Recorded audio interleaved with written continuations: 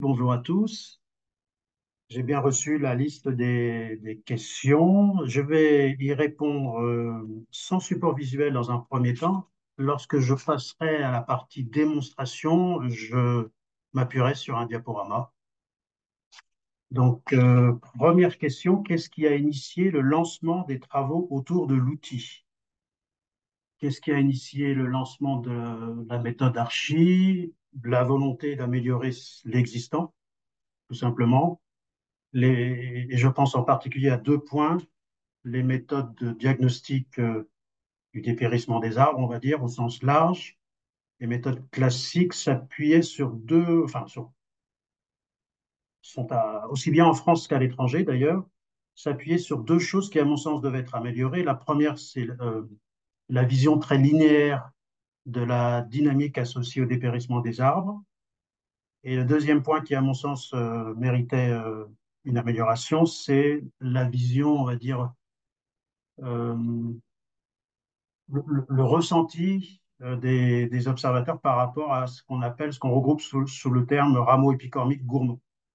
Alors, en ce qui concerne l'aspect linéaire, qu'est-ce que j'entends par là? J'entends que bien souvent, avec les méthodes classiques, on cherche à définir un arbre parfait, un arbre sans défaut, un arbre de référence, un arbre sain, voilà, où tout va bien.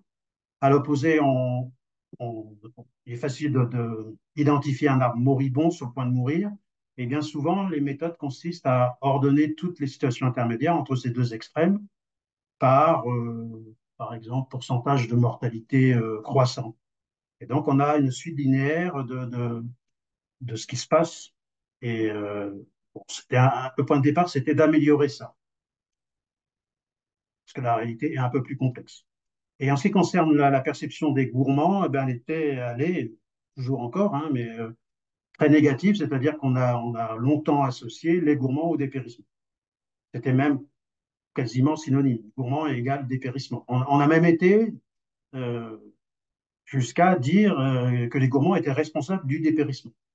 Donc, il y avait beaucoup de choses à améliorer de ce côté-là parce que ça avait des conséquences plutôt négatives sur la survie des arbres, évidemment.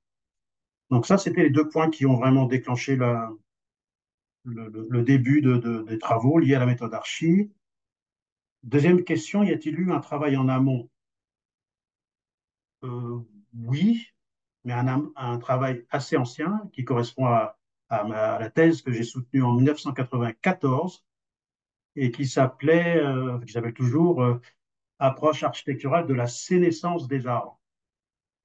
Donc le point de départ, c'était d'étudier la dernière phase du développement d'un arbre, sa sénescence, et et en faisant ce travail-là, on s'est rendu compte que ben, derrière le terme sénescence, on mélange plein de choses. On confond dépérissement et sénescence. On associait encore quelquefois malheureusement la descente de cime à de la sénescence. Donc, par ce biais-là, par la sénescence, j'ai été amené à travailler toutes ces questions de descente de cime, de gourmand, de dépérissement, etc.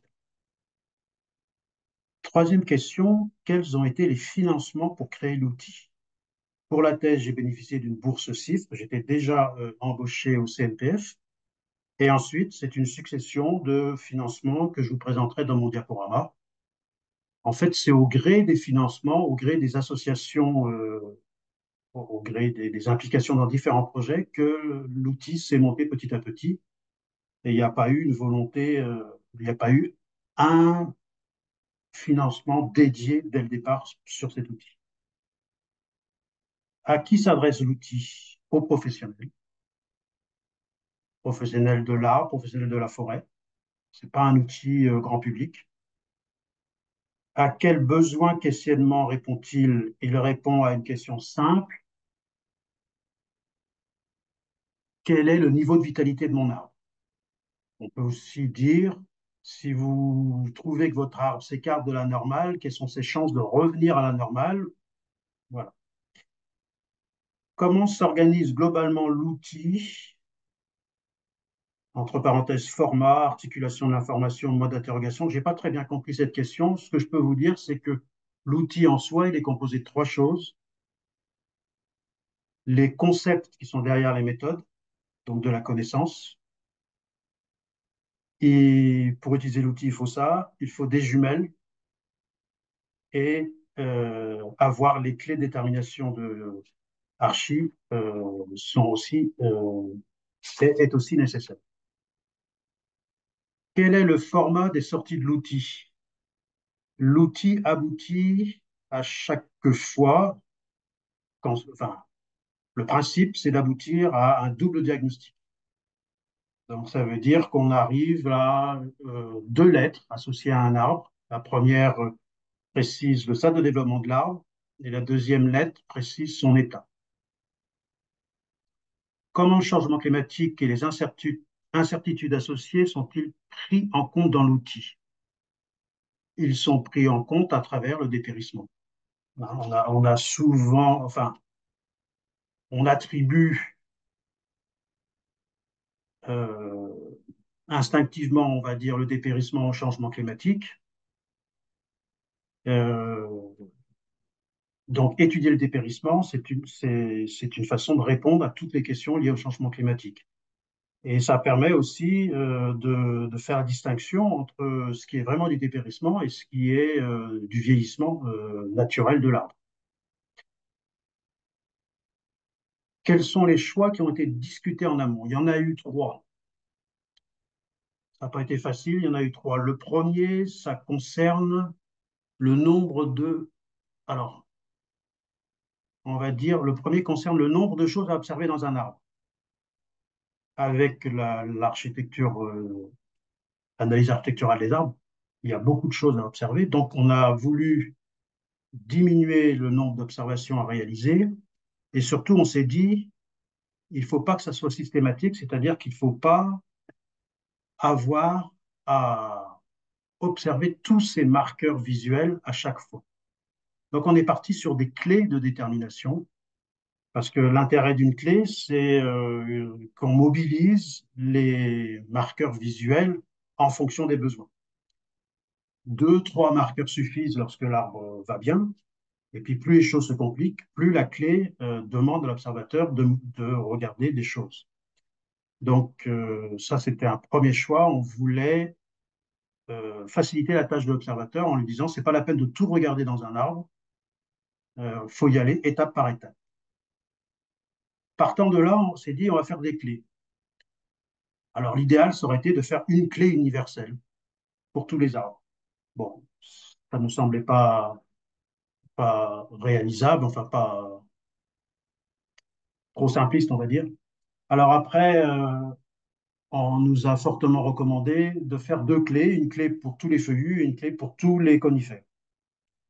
Et là aussi, on s'est dit, c'est dommage, c'est dommage. Ouais. Mettre tous les feuillus dans un même sac, ça traduit peut-être une méconnaissance des potentialités génétiques de chaque espèce.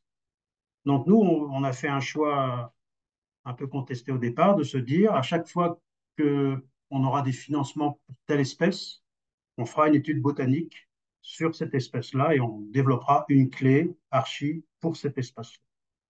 Donc c'est un travail sans fin, mais d'un autre côté, on retombe sur nos pieds avec le temps parce qu'on se rend compte que en partant de ce principe-là, il y a des clés qui se ressemblent et qui peuvent se fusionner. Donc, pour certaines espèces, il n'y a qu'une clé commune. Et un autre choix aussi qu'on a fait, on n'a pas réussi à 100%, on s'est dit on va essayer dans les clés de mettre des questions d'ordre qualitatif, du genre absence-présence.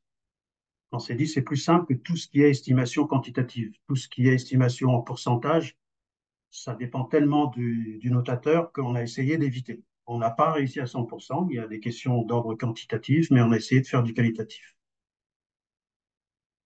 Quelles sont les données d'entrée utilisées? Eh bien, les données d'entrée, ce sont des marqueurs visuels. On a appelé ces marqueurs des dendromarqueurs architecturaux, des DMA. Il y en a 20. Et encore une fois, jamais on a besoin de tous les utiliser. Y a-t-il eu une réflexion par rapport au format et aux différents niveaux d'utilisation? Comment ça se manifeste dans l'outil? Une réflexion, je ne sais pas s'il y en a eu au départ, mais en tout cas, au final, il y a deux niveaux d'utilisation. Un niveau, on va dire, qui est le plus exhaustif, qui se fait sans les clés, qui s'adresse à des gens qui ont une bonne connaissance de l'architecture des arbres. Et là, il n'y a pas de limite. On peut utiliser la méthode archi sur toutes les espèces. Et un deuxième niveau, c'est celui où euh, il y a l'utilisation des clés. C'est un, voilà, l'observateur est guidé grâce à des clés et rassuré par les clés aussi. C'est un travail plus facile, plus facile, mais moins exhaustif, qui a des limites, parce que très, très formaté. L'outil est-il comparable, complémentaire à d'autres outils? Alors, à l'étranger, j'ai des retours. Euh, à l'étranger, il y a eu une méthode française qui a beaucoup marqué dans les années 93. C'est Pierre Rimbaud qui l'a développé. Il a proposé 10 stades oui, 10 stades morphophysiologiques chez les arbres. Ça, c'est une méthode ça a été publié dans la RFF en 93 et c'est encore utilisé à l'étranger, en France aussi, par certains services d'espaces verts en ville. Et il y a souvent une confusion entre cette méthode-là et la méthode Archi. Donc, ça veut dire qu'il y a il y a des points communs, ça se rapproche, mais c'est différent. Euh, un autre outil comparable, en tout cas au niveau de la forme, je ne sais pas si vous allez voir ça sur l'écran, ce sont deux guides de poche. Celui-là, c'est le guide de poche sur la méthode Archi, et celui-là, c'est un guide de poche sur les dendromicrohabitats réalisé par Laurent Larieux. Et en fait, il se présente sous la même forme au niveau du format, mais même à l'intérieur, c'est des fiches très comparables. Donc là, vous avez les DMH et là, vous avez les DMA, dendromarqueurs architecturaux. C'est un petit clin d'œil à Laurent Larieux. Et voilà. Donc là, en tout cas, c'est très complémentaire, hein. Beaucoup de professionnels ont les deux dans leur voiture. Quels sont les... Alors, euh, oui, c'est complémentaire d'autres outils, des outils maison comme l'IBP. J'ai eu l'occasion de travailler dans le cadre d'un projet où on a combiné IBP et méthode archi pour avoir un diagnostic complet du patrimoine arboré euh, du, de celui qui a commandé l'étude. Et puis, c'est utilisé aussi dans l'outil BioClimson. Quelles sont les limites de l'outil? Il y en a deux. La première limite, c'est la visibilité. Donc, voilà. Partant brouillard, quand il pleut, quand il y a trop de gui dans un sapin, etc., on ne voit plus l'arbre et donc on ne peut pas utiliser la méthode Archi. Et la deuxième limite, c'est que la méthode Archi fait un diagnostic, mais ne permet pas d'identifier les causes d'un dépérissement. On arrive au point démonstration. Donc là, je vais partager hum, mon diaporama.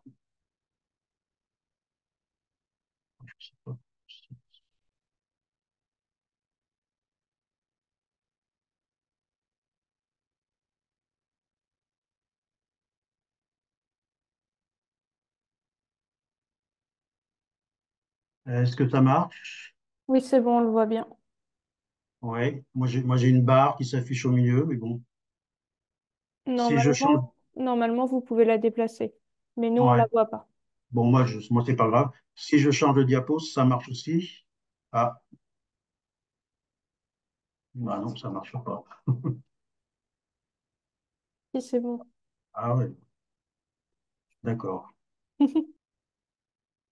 Alors, petit diaporama, je vais sans doute répéter quelques points précédents, mais ça ne sera pas forcément inutile. À quoi sert la méthode Archi? Dans le logo Archi, vous avez vu peut-être qu'il y a le terme vitalité des arbres. Et c'est effectivement à quoi sert la méthode Archi? Faire un diagnostic de la vitalité des arbres. Alors, la vitalité, c'est tout le monde voit à quoi ce que ça veut dire, et puis peu de personnes sont capables de définir vraiment la vitalité. Moi, j'utilise une définition proposée par Otto, et pour lui, dans vitalité, il y a plusieurs paramètres. Il y a la croissance, évidemment, en hauteur, en diamètre, la résistance aux aléas, et la résilience, lorsque la résistance est vaincue, et puis aussi tout ce qui est multiplication de l'arbre sexué ou végétatif. Cette vitalité, elle dépend de trois facteurs, trois groupes de facteurs, ce qui est génétique. Bon, ça, c'est une variable non ajustable. La vitalité dépend aussi du vieillissement, qui présente une évolution inéluctable, on va dire. Et puis, évidemment, la vitalité dépend de tout ce qui est environnement avec des données très fluctuantes. Est-ce que la méthode Archi prend en compte ces trois facteurs? Oui, le côté génétique de façon grossière, et c'est la raison pour laquelle on a fait le choix pour chaque espèce d'étudier l'espèce en soi, en se disant on va faire une clé par espèce. Ça, c'était pour tenir compte de la génétique entre espèces, pas entre individus. Là non, la Archi ne le fait pas. Et puis, une fois qu'on a ces clés qui tiennent compte de la génétique, eh bien, on fait un double diagnostic. Un diagnostic ontogénique, c'est lié au vieillissement, et un diagnostic physiologique lié aux différentes fonctions de l'arbre qui fluctuent en fonction de l'environnement. Donc voilà, c'est double diagnostic qu'on réalise sur un arbre. Alors, ce double diagnostic, je vais vous le détailler un petit peu, mais concrètement sur le terrain, ce qu'on utilise avec la méthode Archi, c'est qu'on décompose ce qu'on voit, l'image d'un arbre, en deux images, qu'on a appelé image 1, image 2, tout simplement. L'image 1, c'est ce qui regroupe tout ce qui résulte de la séquence programmée du développement de l'arbre, tout ce qui est prévisible, toutes les voies de passage obligatoires d'un arbre, construire un tronc, mettre en place des branches maîtresses, se ramifier, etc. Ça, c'est l'image numéro 1. Pendant très longtemps, dans les travaux historiques de l'architecture, on ne s'intéressait qu'à l'image numéro 1. Et il y a l'image numéro 2. L'image numéro 2, c'est ce qui est optionnel dans la vie d'un arbre. C'est-à-dire, ça regroupe toutes les réactions d'un arbre par rapport aux perturbations de son environnement. Et ça regroupe notamment et surtout ce qu'on appelle les gourmands, les rameaux épicormiques, qu'avec la méthode Archi, on a rebaptisé suppléants. On a osé faire ça et puis finalement, ça a très bien, ça a été accepté par une grande partie des professionnels parce qu'ils se sont dit, bah, on a dans le nom, on a à la fois la désignation de ce qu'on regarde et puis la fonction. Donc, quand on décompose l'image d'un arbre en deux images, image 1, séquentielle, image 2, réactionnelle, on va pouvoir euh, faire un diagnostic ontogénique et physiologique. Diagnostic ontogénique, eh bien, là, OK, c'est linéaire. L'arbre jeune va passer à l'âge adulte, puis mature, puis sénescent, et la phase de sénescence conduit vers une mort naturelle. Entre parenthèses, il y a peu d'arbres qui atteignent la sénescence. En forêt productive, on comprend pourquoi. En ville, on comprend aussi parce que les conditions de croissance sont très difficiles. Mais ça existe quand même. Il y a quand même des arbres qui ont la chance d'arriver à la phase de sénescence dans des milieux naturels, en altitude ou dans des parcs, des arboretums anciens. Et puis, il y a ce qui est lié à l'environnement, tout ce qui est physiologique. Et là, on va parler d'arbres sains, lorsque l'arbre est conforme à son stade de développement, tout est normal. L'arbre stressé, lorsqu'il s'en écarte au niveau de l'architecture, on se rend compte que bien, il s'écarte de la séquence prévisible. Il peut y revenir, ce sera tout ce qu'on va mettre sous le terme de résilient. Mais cette faculté de s'écarter, de revenir à la normale, a des limites. Un arbre peut le faire une fois, deux fois, mais si la fréquence est trop importante, si les stress sont trop forts, il peut quitter ce cycle et atteindre un point de non-retour à la normale qu'on a dénommé dépérissement irréversible. Ça ne veut pas dire que l'arbre va mourir tout de suite, mais il est très affaibli et il va mourir de façon prématurée. Alors, la méthode Archie combine ces deux dynamiques de cette façon. Là, vous avez euh, ajouté à la séquence linéaire du développement tout ce qui est possible lorsque l'arbre est jeune. Donc, quand un arbre est jeune, il y a 6 états physiologiques qu'on peut attribuer à l'arbre jeune. Sain, stressé, repli, descente de cime, résilient, dépérissement irréversible. Ce qui est vrai pour l'arbre jeune est vrai pour l'arbre adulte. Les couleurs changent un petit peu parce que ben, la vitalité baisse, forcément, hein, plus on se rapproche de la sénescence. On peut faire la même chose sur la bande mature. On ne pourra pas faire ça sur l'arbre sénescent parce que l'arbre sénescent, il est coincé. Et donc, les sorties, au niveau des clés, archi, les sorties se présentent de cette façon-là. Vous voyez, donc il y a un double diagnostic à chaque fois. Jeune stressé, jeune repli, adulte descente de cime, etc. Il y a des numéros, en plus des lettres, il y a des numéros. Les numéros permettent de préciser les itinéraires qui ont conduit au résultat. Et donc, plusieurs itinéraires peuvent conduire au même résultat. La numérotation permet de les distinguer. Comment utiliser la méthode Archie? Il y a deux façons. Donc, je vous ai dit, l'alphabet de la méthode Archie est constitué de 20 DMA, dendromarqueurs architecturaux. Ces 20 dendromarqueurs architecturaux, on peut s'en servir pour réaliser des schémas sur le terrain, en face des arbres. Ça, c'est très utile dans le cadre des formations. C'est pas très utile, c'est indispensable même. Et bah, c'est très utile lorsqu'on est face à une nouvelle espèce, une espèce qu'on n'a jamais vue, par exemple. Et les 20 DMA, évidemment, permettent de construire des clés, et les clés, ça permet d'aller plus vite et d'avoir, on espère, des résultats homogènes entre les notateurs. Alors, les DMA, je ne vais pas vous les passer tous en revue. Il y a 4 catégories de DMA. Les DMA qui concernent le houppier.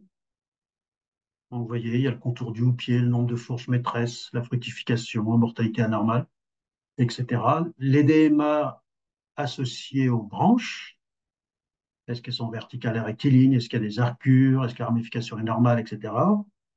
Des DMA qui concernent l'arbre en entier entre guillemets, puisqu'on ne regarde pas la partie souterraine. Donc là, vous avez des suppléants, 3 types de suppléants, un deuxième pied qui peut éventuellement s'installer, des racines internes, et les DMA encore plus fins qui concernent les axes, polycyclisme, ramification immédiate, etc. Pour chaque DMA, dans le petit guide de poche que je vous ai montré, il y a une fiche avec la définition, un schéma, un tableau et à la fin un petit bon à savoir qui relate un petit peu l'expérience qu'on a par rapport à ce DMA. Je vous montre ça pour vous montrer que l'architecture, c'est simple et complexe à la fois. Par exemple, ce dendromarqueur qui s'appelle axe en ficelle, c'est très particulier, ça désigne des axes qui peuvent être très âgés, qui ont un diamètre constant, petits, qui sont assez souples. Ça concerne beaucoup de pins, mais on a ça aussi chez certains feuillus. Ces caractéristiques, alors, vous avez le tableau avec une double entrée. Encore une fois, vous avez tout ce qui est lié au vieillissement, jeune adulte mature sénescent sur les lignes, enfin sur les colonnes plutôt, et les 6 états physiologiques, sain, stressé, résilient, descente de cime, au niveau des lignes. Et pour un DMA, eh bien, le DMA peut caractériser plusieurs stades de développement. Vous voyez qu'ici, il caractérise les arbres matures avant tout, mais on peut en trouver sur les arbres sénescents et aussi sur les arbres jeunes. Ça là va dépendre de l'état. Un jeune qui est en situation de dépérissement irréversible va produire des axes en ficelle, comme s'il s'agissait d'un arbre sénescent sain. Donc, on ne peut rien déconnecter dans l'architecture. C'est-à-dire que si je coupe une branche qui présente des axes en ficelle, que je vous la pose sur votre bureau en vous disant, bah alors, que dit la méthode Archi? Je répondrai rien. Si on ne place pas ces axes en ficelle dans l'arbre en entier, si on n'a pas fait un diagnostic complet, eh bien, ce DMA ne sert à rien. Alors, les DMA, comme je vous disais, peuvent être utilisés sans les clés. Là, vous illustre ça simplement. Vous avez une photo d'un arbre, c'est un chêne pédonculé, un schéma. Alors, ça, c'est un schéma qui est joli, qui a été fait avec minutie, mais sur le terrain, on va beaucoup plus vite. Je vous montrerai ça par la suite. Donc là, sur cet arbre-là, il y a deux images. La première est dessinée en noir et la deuxième est dessinée en rouge. La première regroupe le tronc, une grosse fourche accidentelle à environ 4 mètres. Et puis par la suite, vous avez un houppier, des fourches maîtresses qui se dupliquent. Et puis tout cela se termine par des branches en périphérie du houppier qui sont pour beaucoup mortes. Pour celles qui sont vivantes, eh bien, la ramification est appauvrie. Bon, une situation critique, on va dire, hein. Ça, c'est un arbre qui est mal parti, en tout cas au moment de l'observation. Heureusement, l'image numéro 2 montre qu'il y a énormément de suppléants, une population de suppléants importante, avec notamment des suppléants orthotropes. Et donc, il est difficile de se projeter dans l'avenir de cet arbre, mais il montre suffisamment de vitalité au niveau de l'image numéro 2 pour le classer mature et stressé. Mature parce que, eh bien, il a développé un houppier, il est allé au-delà de 5 séries de fourches maîtresses. Les branches périphériques ne sont pas de grande taille, les fourches sont très rapprochées. On a des arcures sur certaines branches, donc c'est un arbre mature, et il est stressé ben, parce que il condamne une partie de l'image numéro 1 et produit une image numéro 2 vigoureuse. Donc il est à un carrefour, on ne sait pas trop ce qu'il va faire, mais on va le mettre stressé. C'est un arbre qui est, c'est une étude faite à partir d'une photo prise en 1939, et vous avez le même arbre en 2021. Et donc, vous voyez qu'un arbre stressé peut exprimer une résilience par la suite. C'est cet exemple assez pédagogique ici, mature stressé, et à droite, l'arbre est toujours mature, mais il est résilient. Il a réussi à reconstituer un houppier identique à ce qu'il avait avant le stress, avant l'écart normal. Évidemment, l'échelle de temps est impressionnante. 82 années entre les deux. Alors, lors des formations, on utilise cette façon de lire les arbres. Là, vous avez un châtaignier. L'image numéro 1, elle est incomplète parce que vous voyez que le tronc est cassé, les branches maîtresses sont également cassées. Donc, en fait, il n'y a plus, il y a plus d'image numéro 1. Enfin, l'image numéro 1 n'est pas complète et notamment les parties les plus importantes, les parties sommitales ne sont plus là. Par contre, l'image numéro 2, elle est constituée de tous les suppléants euh, qu'on trouve un peu partout dans l'arbre. Ça, c'est voilà, un dessin réalisé par un participant à une formation. Et à partir de ces informations-là, il considère que ben, un stade de développement inconnu, on n'a pas suffisamment d'image numéro 1 pour se prononcer. Est-ce que c'est un arbre adulte ou mature? On ne sait pas. En revanche, on sait qu'il est en train d'exprimer une descente de cycle. Autre exemple pour vous montrer l'intérêt de ce type de lecture, un arbre qui n'est pas un arbre de climat tempéré, c'est un arbre asiatique, c'est un Bombac ceiba, de la famille des Bombacacées. Bah, finalement, on arrive à le lire, hein. L'image numéro 1, j'espère que vous voyez, donc là j'ai mis en blanc le parcours de l'image numéro 1. Donc on voit une première fourche, ensuite plusieurs fourches qui se suivent. Les distances entre les fourches sont importantes. Les dernières branches sommitales sont bien droites, bien rectilignes. En revanche, il y a beaucoup de mortalité, un petit peu comme sur le chêne précédemment. Et contrairement aux chênes précédemment, par contre, les suppléants sont tous de type agéotrope. C'est des suppléants très grêles qui ont une croissance très faible. Et ça, c'est typique d'une situation d'arbre en dépérissement irréversible. C'est un arbre adulte en situation de dépérissement irréversible. Et puis, il y a les clés. Je pense que s'il n'y avait pas eu les clés, on ne parlerait pas de la méthode Archi aujourd'hui. C'est grâce aux clés que ceux qui ne connaissaient pas trop l'architecture, ils sont venus petit à petit, parce qu'il y a un côté pratique et on est sûr d'arriver à un résultat. Donc, bah, c'est des clés classiques. Euh, pour chaque question en bleu, le texte en bleu précise les zones de l'arbre à observer. On ne regarde pas toutes les parties de l'arbre en même temps et de la même façon. Et en noir, ce sont les questions proprement dites. Et bon, à chaque fois, on répond oui, non. Quelquefois, on répond je ne sais pas. Par exemple, l'exemple du châtaignier qu'on a vu précédemment. Il y avait si on avait utilisé la clé, on serait arrivé à un moment donné à je ne sais pas, parce on n'a pas pu identifier ça développement de là. Mais on a pu identifier l'état. Donc aujourd'hui, on a 8 clés pour 18 espèces qui ont été étudiées les unes après les autres. Donc ça veut dire qu'il y a eu 18 clés, mais on a considéré qu'on pouvait fusionner certaines. Par exemple, tout ce qui est chaîne plus être, ça fait l'objet d'une seule clé. Et tout ce qui est pain, il y a 6 espèces de pain, ça fait l'objet d'une clé unique également. Alors, comment on utilise les clés? Alors, je vous propose deux exemples. Alors, celui-là, on a donc un chêne pédonculé. Première question de la clé, ça concerne les arbres dominants ou codominants. Pour ça, c'est un piège. Parce que si votre arbre est dominé, on s'arrête là. La méthode Archi n'est pas faite pour les arbres dominés. Elle est faite que pour les arbres qui sont dominants ou codominants, c'est-à-dire qui sont à la lumière et qui n'ont pas de raison de s'écarter de la normale. Donc, il est vivant, a priori oui. Deuxième question, on s'intéresse à l'arbre entier. Est-ce qu'il présente des racines internes? Question peut-être un peu saugrenue pour un forestier, mais qui ne l'est pas lorsqu'on sort de la forêt ou qu'on va dans des forêts naturelles, on va dire.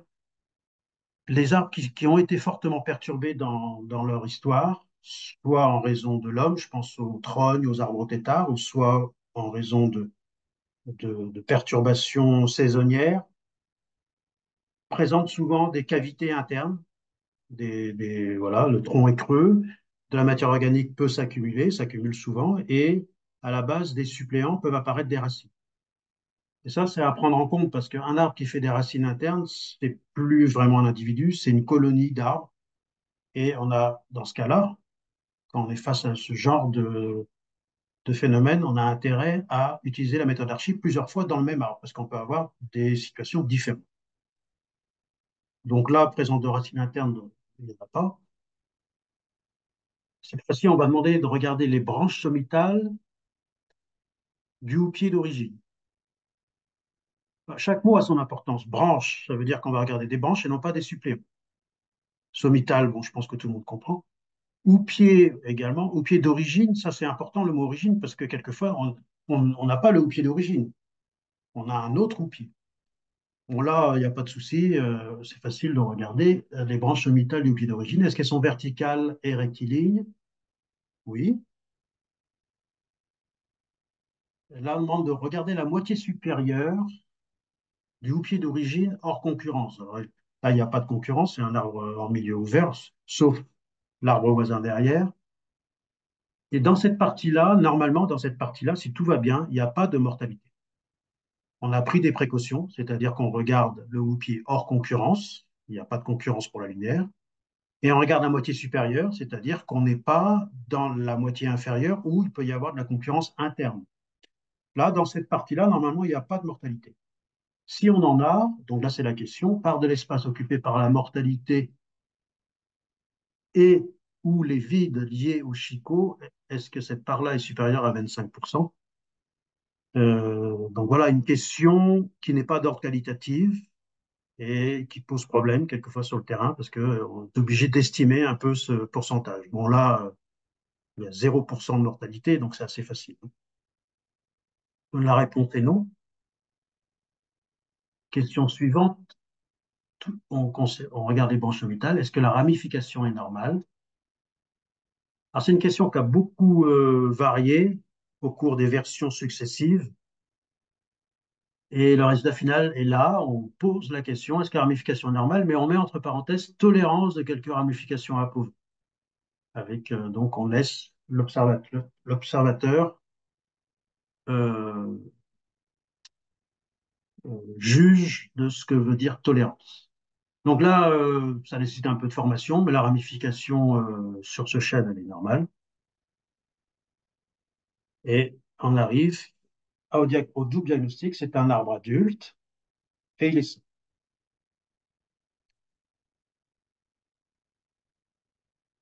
Alors, une petite remarque, les stades de développement, adultes, matures, etc., ne sont pas forcément corrélés au diamètre du tronc, évidemment. J'ai pris un conifère cette fois-ci, un Douglas. Donc, on va faire la clé, peut-être un peu plus rapidement. Arbre dominant, codominant, il est vivant, pas de problème. Houppier d'origine, hors concurrence. Bon, voilà, c'est tout le houppier. Est-ce qu'il y a de la mortalité anormale? Est-ce qu'il y a des vides? Est-ce qu'il y a du feuillage à coloration anormale? Est-ce qu'il y a de la microphilie? Alors, de la mortalité anormale, je ne sais pas si vous le voyez sur votre écran, il y a des branches entières qui sont mortes. Il y a des rameaux qui sont morts également. Donc, il y a de la mortalité anormale. La flèche, c'est l'extrémité du houppier. Plus précisément, ce sont les 6 derniers étages. Est-ce qu'elle est morte, cassée, coupée, défeuillée à plus de 75% ou avec un feuillage à coloration anormale? Alors là, la flèche, elle n'est pas vraiment verticale, mais ce n'est pas la question. La question, c'est est-ce qu'elle est morte, cassée? Non, la flèche est toujours là. Elle n'a pas un feuillage à coloration anormale. Elle n'est pas défeuillée. Branches et troncs hors concurrence. Ont-ils des suppléants plagioctropes par ramification normale? Alors, sur un conifère, contrairement aux rameaux qui pendent en dessous des branches, les suppléants apparaissent sur la face supérieure des branches. Et là, je ne sais pas si avec... vous voyez quand je déplace le curseur ou pas? Non, non, sans doute pas. Euh, il y a énormément de suppléants sur la face supérieure des branches. Tout ce qui est feuillé est porté par la face supérieure des branches et ce sont des suppléants, donc des rameaux épicormiques, donc des choses qui sont apparues tardivement en réaction au stress. Sont-ils nombreux? Là aussi, il y a une définition. Je ne vais pas rentrer dans le détail. La réponse est oui. Et donc, on arrive au résultat. Il s'agit d'un arbre adulte résilient. Et le chiffre 1 correspond à une façon d'arriver à adulte résilient. Il se trouve que cet arbre-là, qui se trouve dans le Tarn, a été observé en janvier 2011. On est retourné le voir en juin 2014. Et on voit cette dynamique de résilience qui est en cours. Tous les suppléants, qui étaient peut-être peu visibles pour quelqu'un qui n'a pas l'habitude en 2011, le sont nettement plus en 2014. Voilà. En 4 ans, on peut avoir une résilience importante. Ça, c'est une question de la liste des courses que j'ai reçues. L'archi est-elle validée? Oui, on a vraiment voulu la valider pour se démarquer des autres méthodes, d'ailleurs, entre parenthèses. Comment valider une méthode?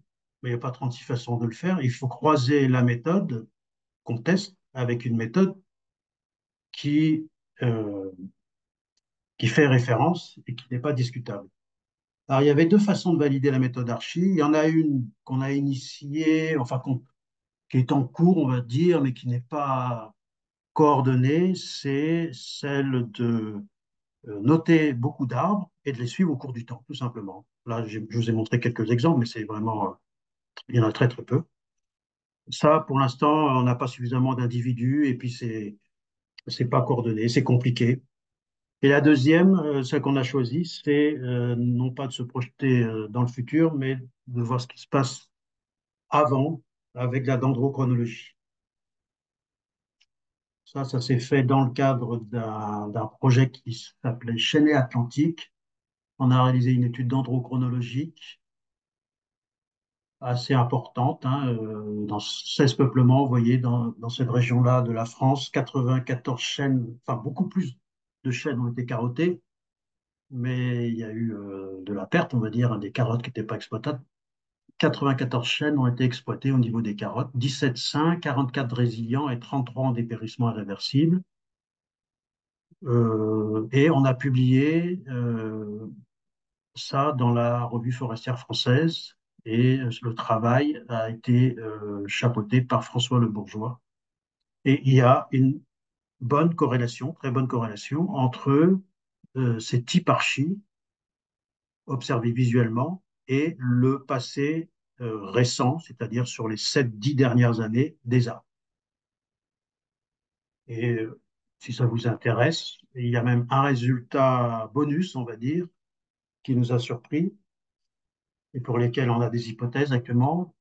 On s'est rendu compte que les arbres résilients, notés résilients avec la méthode Archie, sont plus résilients que les arbres sains. Comment Archie est-elle déployée? Ça, c'est une question aussi qui arrive par la suite. Il y a sur le site du CNPF une page Archie dédiée à cette méthode, avec des explications, avec des vidéos, voilà, avec des quiz aussi. Cette page n'est d'ailleurs pas à jour aujourd'hui. Elle est consultée puisque, vous voyez, en une année, là, il y a eu plus de 17 000 vues. Je ne sais pas si c'est beaucoup ou pas beaucoup, en moyenne. Bon. Il y a eu, à l'initiative du RMTA Force, une petite vidéo qui a été réalisée. Ça faisait partie de la collection, les 3 minutes, je crois, du RMTA Force. Un kakémono également a été réalisé. Des publications sous forme d'articles, il y en a eu. Et il y a eu aussi des ouvrages un peu plus conséquents. Le premier, qui concerne la méthode Archie, c'est un jeu de cartes qui a été édité en 2016. C'est en réponse à le côté réducteur de l'aspect linéaire du dépérissement.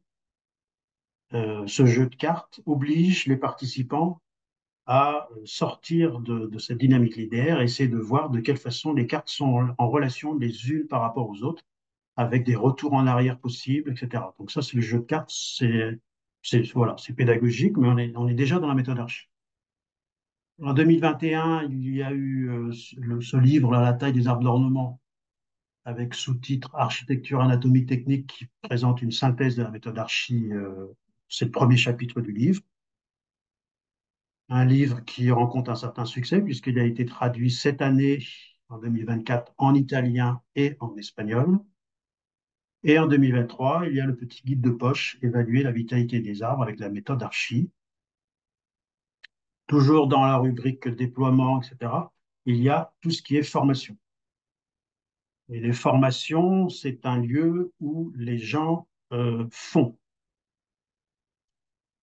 Ils font, c'est-à-dire qu'ils jouent au jeu de cartes que je viens d'évoquer, ils font des schémas avec ce que je vous ai déjà dit, ils regardent des branches, ils dessinent des branches, et tout ça se fait à l'extérieur. Finalement, il y a peu de cours. En 2024, vous voyez, des formations, il y en a eu un peu partout, en France, à l'étranger aussi. Ce sont des formations qui se font à la demande de centres de formation professionnelle, d'écoles, d'universités, d'associations professionnelles. Quelques exemples d'outils opérationnels, en tout cas de projets qui ont été réalisés dans le cadre enfin, avec la méthode Archie et pour développer la méthode Archie.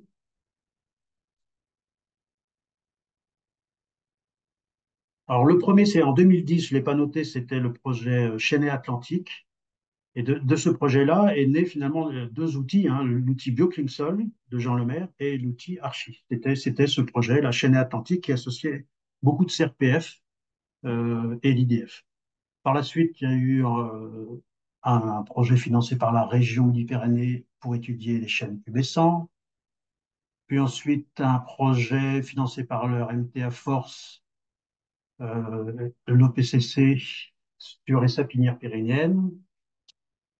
Puis un projet COCTEFA sur plusieurs espèces en région méditerranéenne pyrénéenne encore. Diagnostic des taillis de châtaigniers, ça, c'est un projet RMTA Force. Chêne-Liège, c'est un projet européen ECTADAPT réalisé avec les Espagnols. Un projet où ont été associés IDF et CNPF, c'est un projet de gestion du patrimoine arboré de Sandaïa. Sandaïa, c'est un groupe important de camping.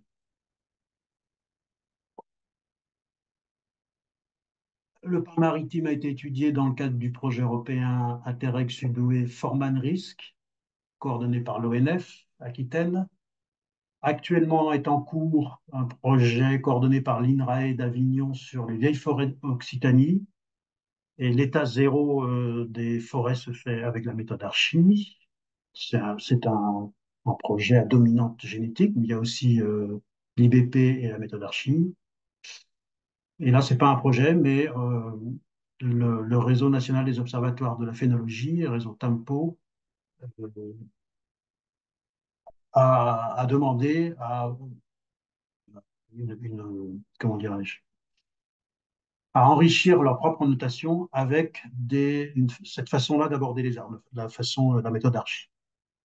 Ils n'utilisent pas la méthode Archie directement, mais ça leur permet d'enrichir leur système d'observation et de suivi phénologique. Ça, c'est la dernière diapo. Je vous la montre parce que je ne suis pas seul à travailler sur la méthode Archie. Il y a mon collègue Grégory Sajdak, que vous voyez là, qui est on forme un duo au CNPF et on essaye de développer la méthode Archie tous les deux.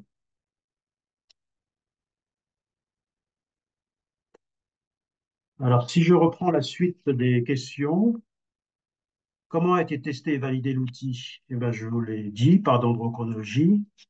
Comment a-t-il été déployé? Ben, on en a parlé. J'ai peut-être oublié, certainement oublié des choses, hein.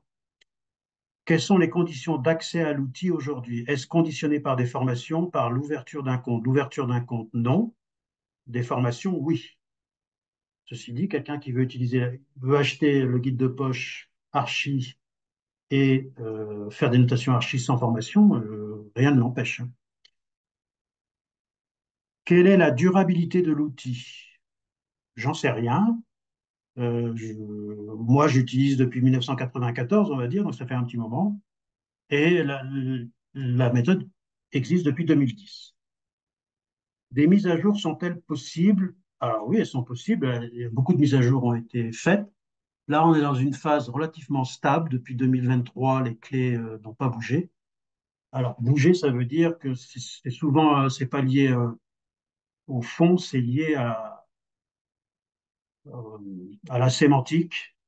Il faut que les questions très courtes soient comprises par tout le monde. Quelquefois, il y a des ajustements enfin, ça s'est produit très souvent, des ajustements terminologiques qui étaient nécessaires.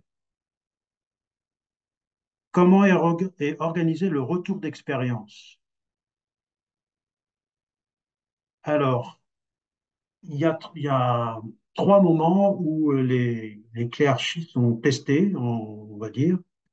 Il y a lorsqu'une clé archi est toute fraîche, on mobilise un groupe de travail, on mobilise des volontaires qui se prêtent au jeu de tester la clé. Ça se fait à chaque fois, chaque nouvelle clé, chaque projet. On a ce groupe de personnes qui n'ont pas été impliquées dans la conception, mais qui sont chargées de tester. Ensuite, je dirais, il y a les épreuves du feu. Pour moi, les épreuves du feu, ce sont les formations. À chaque formation, là, c'est vraiment, ça passe ou ça casse. Les gens viennent pour avoir un outil qui marche. Si ça ne marche pas, ce sont les premiers à dire ce qui ne va pas. Et c'est très intéressant. Et puis, sinon, Au-delà de ça, eh bien, les retours que j'ai sont basés sur l'amitié, c'est-à-dire des collaborateurs des collègues que j'ai depuis longtemps, ou moi ou Grégory, se gênent pas non plus pour faire remonter ce qui ne va pas, ou au contraire, aussi ce qui est apprécié par les professionnels. Tout ça pour dire qu'il n'y a pas grand-chose d'organisé vraiment sur le retour d'expérience, mis à part ces trois niveaux.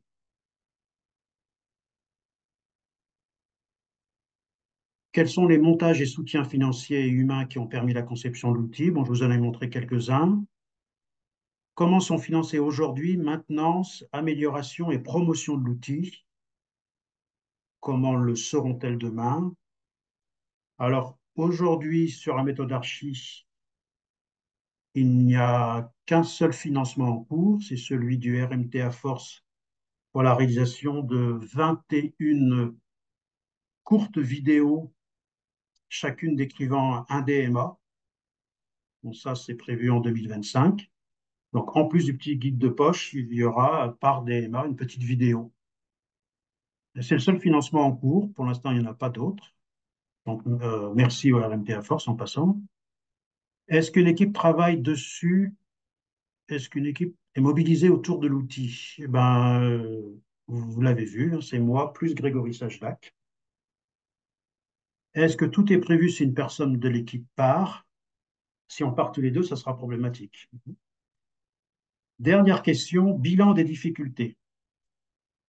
Alors, la difficulté, je ne dirais pas qu'il n'y en a pas eu. Il y en a eu beaucoup, certainement. Moi, j'essaye de les oublier à chaque fois.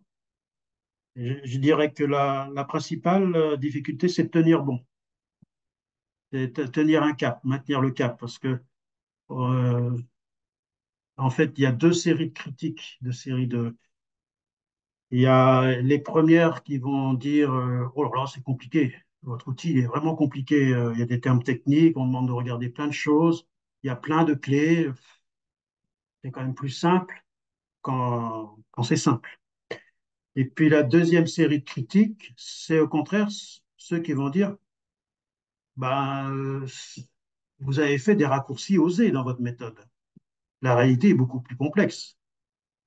Vous laissez beaucoup de liberté à l'observateur. Voilà, c'est pas suffisamment cadré, etc. Bon, je pense que les deux séries de critiques sont justifiées, hein. C'est Paul Valéry disait ce qui est simple est faux, ce qui est compliqué est inutilisable. Donc, on est toujours critiqué. Voilà, je vous remercie.